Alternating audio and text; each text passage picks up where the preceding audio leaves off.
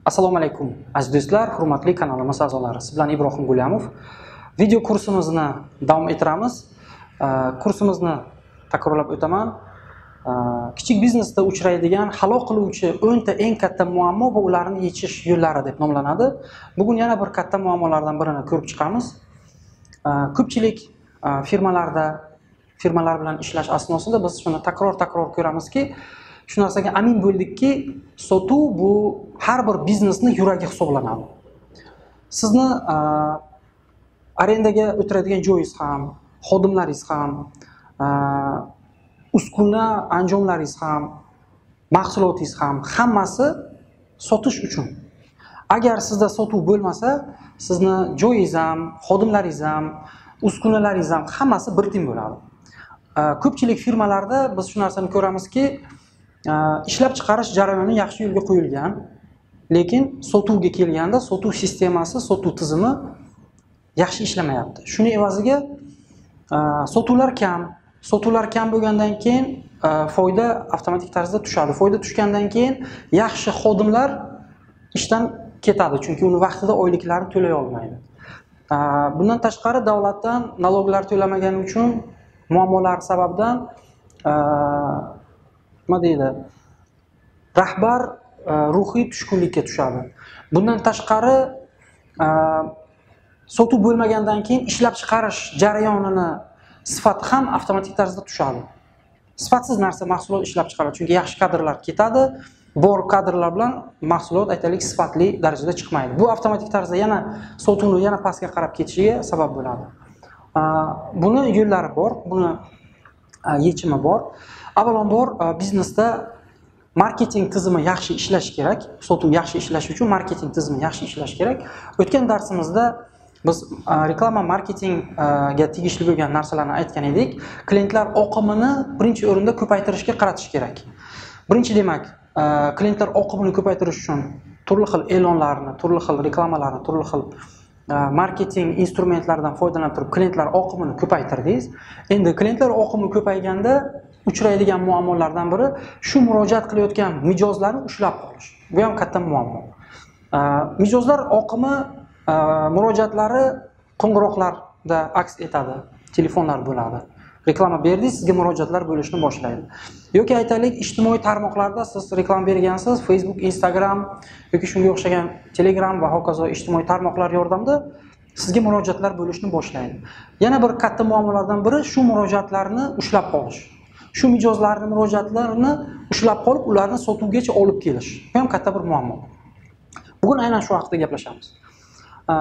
Bu yerda mijozlarni qanchalik ko'proq ushlab qolishingizga ta'sir qiladigan instrumentlar haqida gaplashamiz.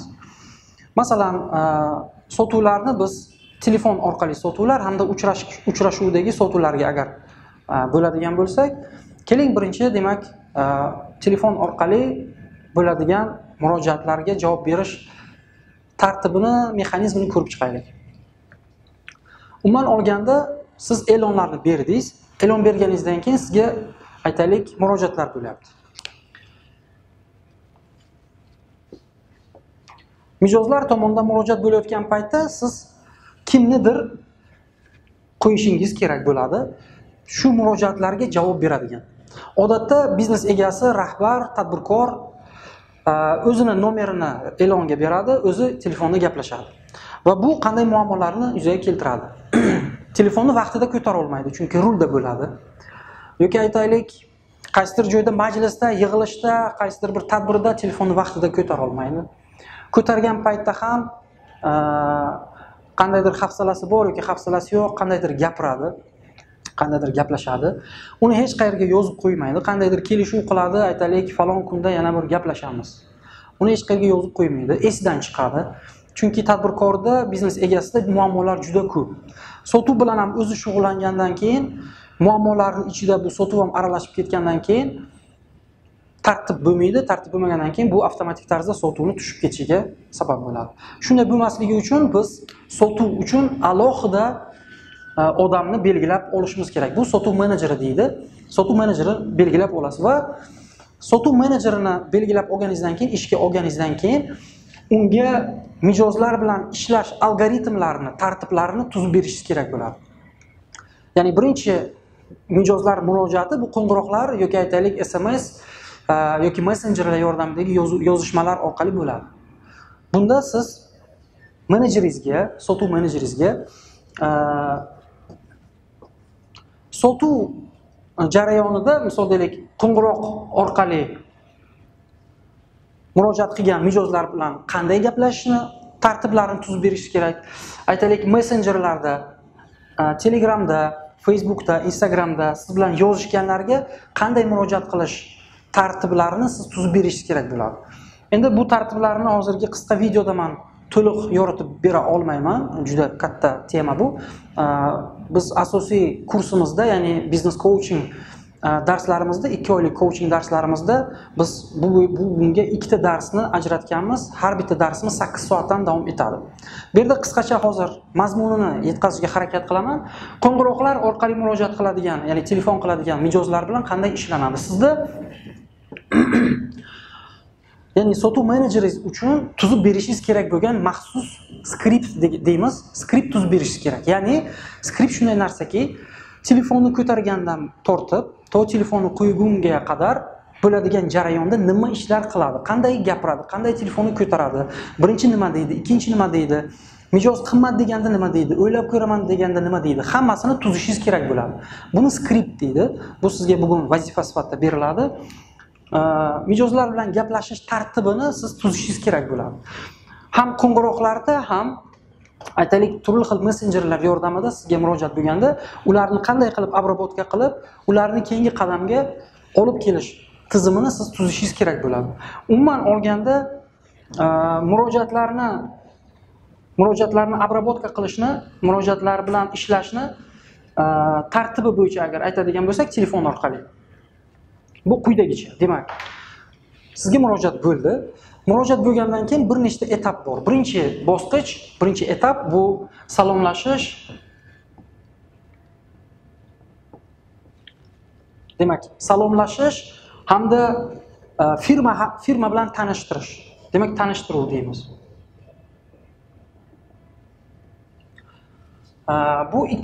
Bu birinchi demak. Ikkinchi etap, ikkinchi bosqich bu ehtiyojlarni aniqlash.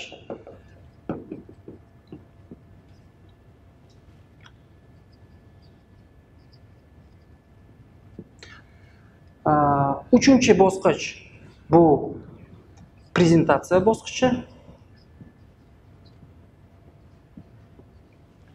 To'rtinchi bosqich e'tirozlar bilan ishlash.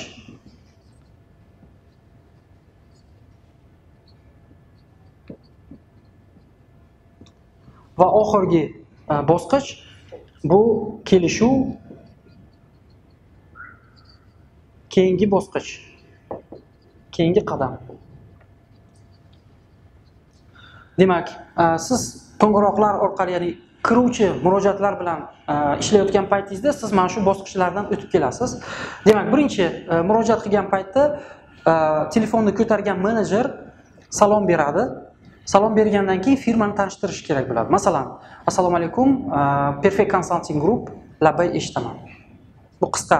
Shu tarzda taxminan siz o'zingizning firmangizni nomini aytib, klientni qabul qilishingiz kerak bo'ladi. Undan keyin klientingiz, mijozingiz tomonidan qandaydir murojaat bo'ladi, qandaydir savol beradi. Shunda siz qisqa savoliga javob bergan holda uni ehtiyojlarini aniqlab olishingiz kerak bo'ladi. Nima xohlayapti, qanaqa bo'lishi kerak va hokazo va hokazo. Har kim o'zining biznesdan kelib chiqadi. Bu yerda konkret shablon bera olmayman. Undan keyin prezentatsiya etapiga o'tasiz. Ya'ni klient nima xohlayotganini bilgandan keyin aynan unga kerakli bo'lgan mahsulotingizni, xizmatingizni taraflarini aytib berishingiz kerak bo'ladi. Agar siz mijozning ehtiyojini yaxshi aniqlaydigan bo'lsangiz, yaxshi prezentatsiya qiladigan bo'lsangiz, mijozda e'tirozlar deyarli bo'lmaydi yoki kam bo'ladi. Agar ehtiyojlarni yaxshi aniqlay olmasangiz, prezentatsiya yaxshi bo'lmasa, demak, mijozda e'tirozlar bo'ladi. O'ylab ko'raman, qimmat, u yerda arzon, otam bilan maslahatlashaman va hokazo, shunga o'xshagan e'tirozlar bo'ladi. E'tirozlar bilan ishlaganingizdan keyin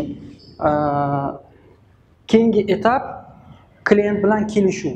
Agar siz ehtiyoj bilan prezentatsiyani yaxshi o'tkazsangiz, sizda e'tirozlar bo'lmaydi. Siz srazu keyingi etapga o'tishingiz mumkin bo'ladi. Bu klient bilan kelishuv yoki keyingi qadam. Klient bilan albatta nimagadir kelishish kerak. Keyingi qadamga kelish kerak.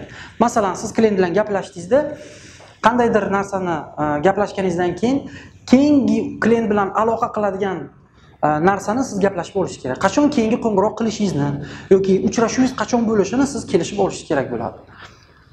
Bu etaplar bo'yicha ishlatsangiz agar mijozlaringiz siz bilan bog'langan paytda agar birontasini tashlab ketsangiz nima bo'ladi? Masalan, mijozning ehtiyojlarini aniqlamasdan srazu prezentatsiyaga o'tadigan bo'lsangiz, mijozlaringiz tomonidan qarshiliklar bo'ladi. E'tirozlar juda ko'p bo'ladi. E'tirozlar bilan ishlamasangiz, masalan, biz ko'p mijozlar bilan ishlaganimizda shu narsani ko'ramizki, mijozlar tomonidan e'tiroz bo'lgan paytda e'tirozlarga javob berishmaydi klientlar. Masalan, qimmat desa agar javob bera olmaydi, davom etib ketaveradi. Bunaqa narsa bo'lmasligi kerak. Har bitta e'tiroz klient mijozingiz norozilik bildiryapti. Siz o'sha narsani nima uchun aynan shunaqa ekanligini, nima uchun sizning gapingiz to'g'ri ekanligini ko'rsatib, isbotlab bera olishingiz kerak. Undan keyin kelishuv etapiga o'tasiz. Demak, vazifa sizga mana shu etaplarni belgilab oling. O'zingizga shu etaplardan kelib chiqib skript tuzing. Mijoz bilan nima deysiz, qanday gapirasiz? Birinchi nima deysiz, ikkinchi nima deysiz? Shularni tuzib olishingiz kerak bo'ladi. Bu demak birinchi vazifa. Ikkinchi vazifa mijoz bilan uchrashganda, ya'ni agar shu narsani to'g'ri qiladigan bo'lsangiz, mijoz siz bilan uchrashuvga keladi. Uchrashuvga kelgan paytda siz mijoz bilan ishlagan paytingizda uni sotib olishga undashingiz kerak bo'ladi. Sotib olishga undashingiz kerak bo'ladi. Unga ta'sir qilishingiz kerak, o'zingizni professional ekspert ekanligingizni ko'rsata olishingiz kerak. Uni ishonchini qozonishingiz kerak. Sizga ishonish kerak, bunga ta'sir qilishingiz kerak. Uchinchidan, juda yaxshi, juda kuchli taklif bera olishingiz kerak. Sizga yo'q demasdan, sizning taklifingizga rozi bo'lib, aytaylik avans yoki aytaylik to'lovni amalga oshirishi uchun. Ikkinchi vazifa bo'ladi, mijoz siz bilan uchrashuvga kelganda sizda yaxshi taklif bo'lishi kerak, sizda kuchli taklif bo'lishi kerak. Ikkinchi vazifa, demak, taklif ustida o'ylaysiz. Qanday taklif bersangiz bo'ladiki, mijoz yo'q demaydi-da, sizning xizmatingizdan foydalanadi, sizning tovaringizni, sizning mahsulotingizni sotib oladi. Shular ustida o'ylang, demak, ikkita vazifani bajaring. Keyingi darsda ko'rishguncha xayr, salomat bo'ling.